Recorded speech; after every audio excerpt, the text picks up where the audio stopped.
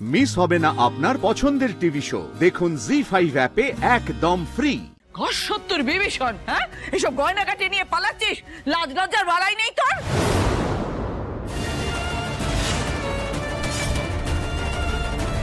সবাই আমার কপালে দোষ তুলি, যাই না কি পাপ করেছিলাম সেই পাপের পর ভোগ করতে হচ্ছে।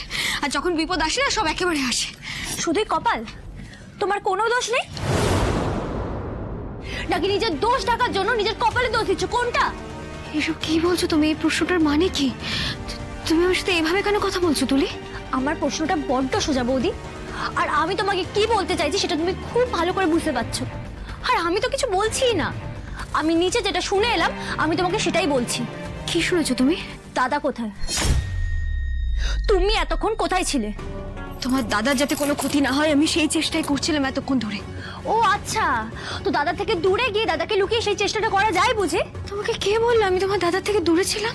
আমার আসল প্রশ্ন সেটা নয় বৌদি, আমার আসল প্রশ্ন হলো উত্তরটা হ্যাঁ কি না। তুলি এসব কি বলছো তো? দেখো তুলি, আমি না প্রচন্ড তাড়াহুড়োর মধ্যে আছি। এই মুহূর্তে না তোমার এই প্রশ্নগুলোর আমি উত্তর দিতে পারছি না। আমি তোমাকে সব বলবো, আমি তোমাকে পরে বুঝিয়ে সবটা বলবো। আমাকে এখন প্লিজ যেতে দাও, আমার খুব তাড়া আছে। আমি যাচ্ছি। বৌদি, এই ভোরবেলা আমার দাদার থেকে তোমার কিসের এত ইম্পর্টেন্ট কাজ থাকতে পারে? আর তুমি কিন্তু এখন আমার প্রশ্নের উত্তর দিলে না বৌদি। তুলি আমি তোমাকে সব প্রশ্নের উত্তর দেবো, কিন্তু লক্ষ্মী বোন আমার এখন আমাকে কোনো প্রশ্ন করো না। দেখতে পাচ্ছ তো আমি তাড়াহুড়োর মধ্যে আছি, কতটা ব্যস্ত, আমাকে যেতে হবে। তুলি ব্যস্ত নাকি তুমি আমাকে ব্যস্ততা দেখাচ্ছ,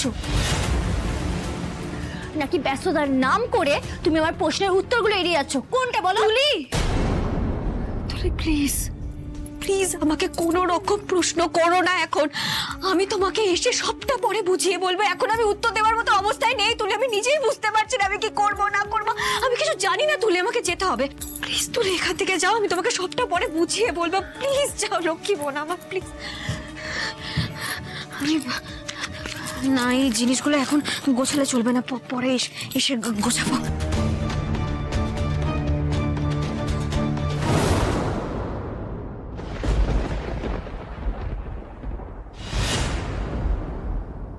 মা মা আমার হাতে না একদম সময় নেই, আমাকে যেতে দিন মা, প্লিজ আমাকে প্লিজ যেতে দিন মা, খুব তাড়া আছে।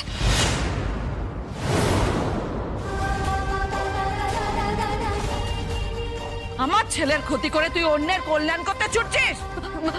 মা প্লিজ ওটা দিয়ে দিন মা, প্লিজ এভাবে কেড়ে নেবে না, দোয়াই আপনার। মা মা আমার খুব তাড়া আছে, এক্ষুনি যেতে হবে, নাহলে সর্বনাশ হয়ে যাবে। মা প্লিজ দিয়ে দিন না মা, প্লিজ।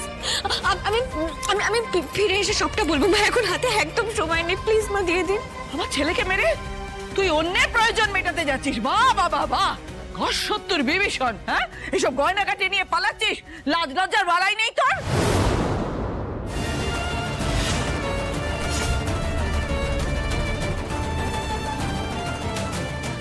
এসব কি বলছেন মা?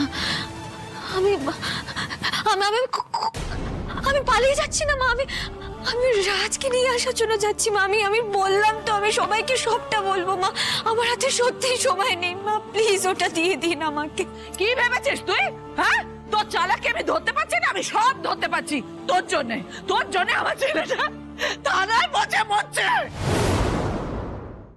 শুভা, কি বলছো কি তুমি? তুমি কেন এতটা উত্তেজিত হচ্ছ? ঘরে যাও শুভা, তুমি ঘরে যাও। এই তুলি যা, মাকে ঘরে নিয়ে যা। থাক, তোমরা ঘরে বসো, যাও। ছেলে যদি থানায় থাকে তাহলে কোনো মা ঘরে বসতে পারে? আমার ছেলের ক্ষতি হতে চলেছে শুধুমাত্র এই মেয়েটার কারণে।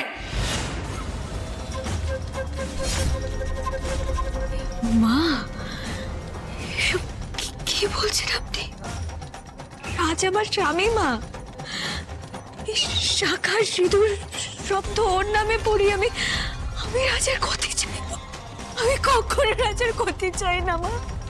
আমি রাজকে বারবার বলেছিলাম রাজ মাথা গরম করো না, শান্ত।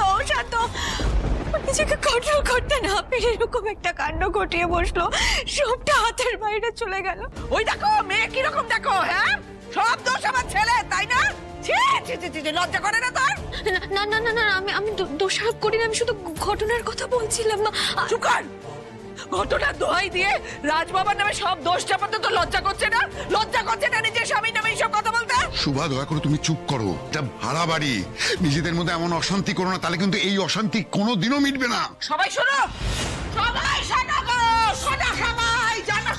কপাল কপাল করে কিরকম নোংরা মেয়েকে ঘরের বউ করে এনেছি। মামা প্লিজ চুপ করুন মা। মামা কি বলছেন মা? মা চুপ করুন মামা। ঠিক বলছি আমি। ঠাকুরের কাছে মাথা ঠুকে ঠুকে ঠুকে ঠুকে প্রার্থনা করছিলিস কার জন্য? এই ছেলেটার জন্য। লজ্জা করে না? আমি বলছি, সবাইকে বলছি, তোর কথা ওই ওপরওয়ালা কোনোদিন শুনবে না। শুনো না গো, শুনো না, কোনোদিন শুনবে না। আমি তোকে অভিশাপ দিচ্ছি। এভাবে বলবেন না মা। আমি অকারণে নার্সিং হোমে থাকিনি মা। থাকার যথেষ্ট কারণ ছিল। আমাকে একবার বলতে দিন। শুনবো না, শুনবো না, শুনবো না, তোর কোনো কথা শুনবো না। মিথ্যাবাদী কোথাকারের। বাদল নিজে চোখে দেখে এসেছে তুই নার্সিং হোমে গিয়ে ওই ছেলেটার জন্য তুই ছুটোছুটি করছিলিস, ওই টাকার জন্য দৌড়াদৌড়ি করছিলিস, ঠাকুরের কাছে একবার ঠক ঠক করে মাথা ঠুকছিলিস। সব জানি আমি। হ্যাঁ মা, এই কথাগুলো সত্যি, কিন্তু কেন করেছি সেটা একবার শুনুন। মামা আমি হাত জোড় করছি মা, না জেনে এই কথাগুলো আমাকে বলবেন না। শুভা, দয়া করে আমার কথাটা শোনো। ওর কথাগুলো তুমি যদি না শোনো তাহলে ভুল বোঝাবুঝি কোনোদিনও মিটবে না। শুভা, দয়া করে ওর কথাটা শোনো। কে শুনবো আমি? ওই পরপুরুষের কথা শুনে কানে পাপ ঢোকাতে পারবো না। ঠাকুর ঠাকুর দেখো, ঠাকুর দেখো, ঠাকুর দেখো, ঠাকুর। রাজ বাবা, ও তো একটা গাধা।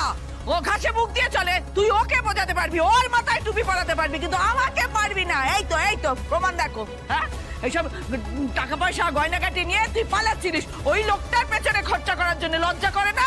চরিত্রহীন মেয়ে কোথায় রে?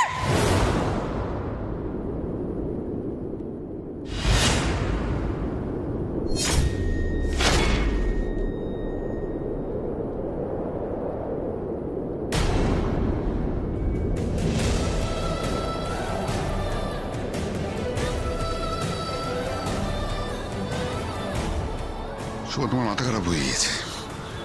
দয়া করে তুমি চুপ করো। তুমি যা নয় তাই তুমি এই মেয়েটাকে বলে যাচ্ছ। তুমি ঘরে চলো শুভা, আমি বলছি তুমি ঘরে চলো। তুমি যদি ঘরে না যাও আমি কিন্তু এই বাড়ি ছেড়ে চলে যাবো বলে দিচ্ছি। মা তুমি একদম চিৎকার করো না, ঘরে চলো, তুমি শরীর খারাপ করবে। ছাড় আমাকে। মুখ পুরি অলক্ষী কোথাকারের। আমার সংসারে আগুন লাগাতে আছে ও।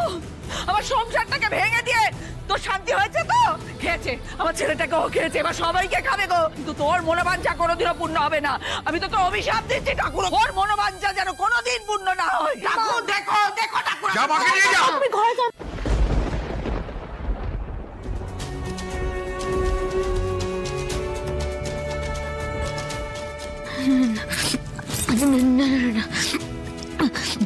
বাবা মা যাই বলুক না কেন, আমি কেন বসে আছি?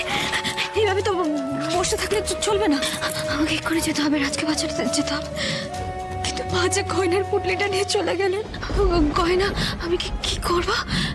কিভাবে টাকা জোগাড় করবো? আমি ঠাকুর কি করবো আমি?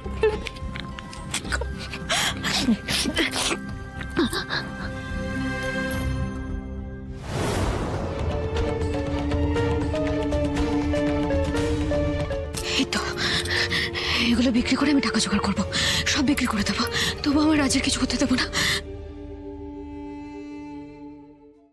জি5 ডাউনলোড করুন আর সব এপিসোড দেখুন একদম ফ্রি।